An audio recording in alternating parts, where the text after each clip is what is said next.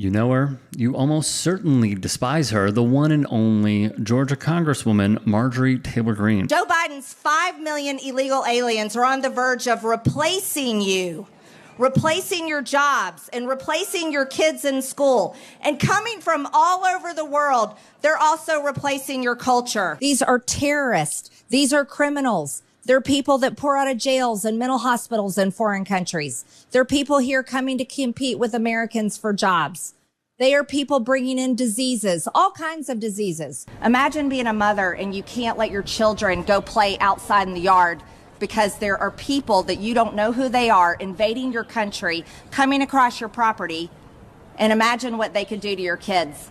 Imagine being a woman and you're just trying to get your groceries out of your car to carry them in the house, and you are faced with men who don't even belong in your carport, and that's where they are because they invaded our country. President Trump will do that, and he will start mass deportations on day one, and I can't wait to see it happen. Looking forward to the next administration where we're going to have the largest deportation system that's ever been witnessed in human history. That's really not something to brag about considering your competition, but this is who she is and the type of people she represents. We are honored, we are humbled and excited to welcome to the stage right now for our first speech, and we love to get to know her much better. I think this is going to be the beginning of something great.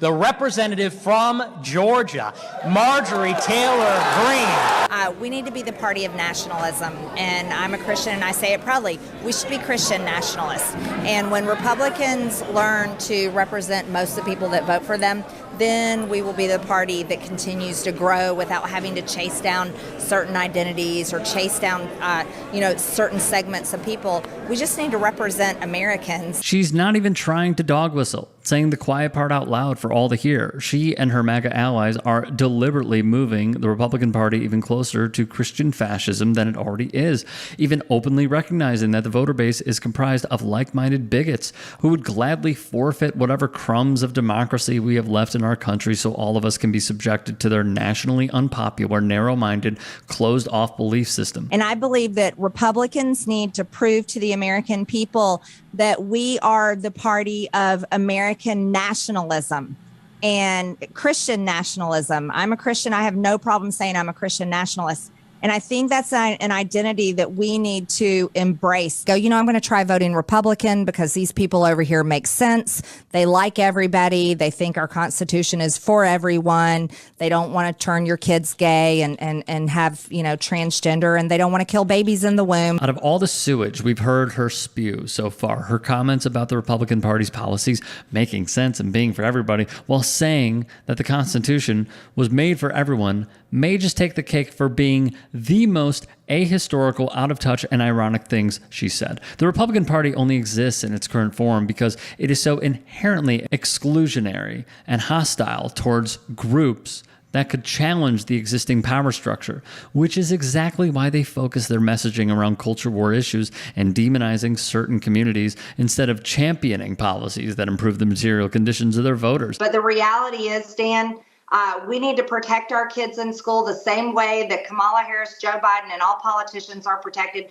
the same way we protect gold and precious jewels, the same way we protect a lot of money. And that's good guys with guns. And we always need to make sure we support our Second Amendment and not disarm legal gun owners simply because a madman with a gun chose to go in and murder people. Murder's been around since the beginning of time, and murder will continue. Case in point, Marge would rather further enrich the corporations that profit off of our gun violence epidemic and death, that advocate for increased funding for public schools, establishing national mental health programs, common sense gun control laws, and other policies that would tackle the root causes of gun violence. But it's infinitely easier to justify the brutality you inflict on the people you're supposed to be working for when you operate on a different set of facts and live in a completely different reality running parallel to the truth. Now recall one of Marge's most infamous controversies, where she posted this absolutely unhinged, conspiracy-laden message on Facebook in 2018, soaked in anti-Semitism, where she claimed that the wildfires devastating California at the time were caused by, quote, what looked like lasers or blue light beams of light coming from space, or perhaps, quote, beaming the sun's energy back to Earth, spark the fires. She's been dunked on constantly over the years for this, but that clearly hasn't changed her mind about conspiracy theories, especially implicitly anti-Semitic ones.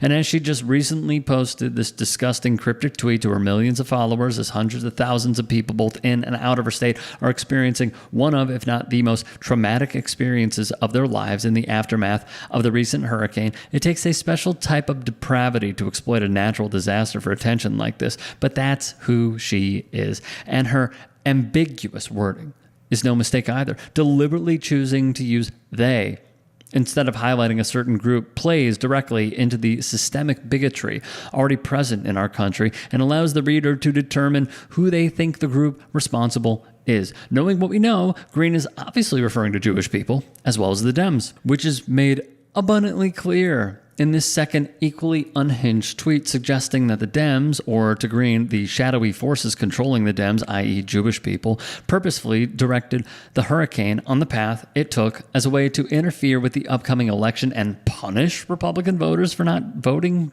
blue, we suppose? And if that sounds insane, bigoted, and devoid of any truth, you'd be 100% right. But unfortunately, far too many people will take the exact same opposite approach, and Greene knows that all too well. If you can and are willing, please become a paid member here at TYT Sports, and or go to tyt.com/join. In addition, you can follow me on Twitter, Instagram, and TikTok. Appreciate it. Have a great day.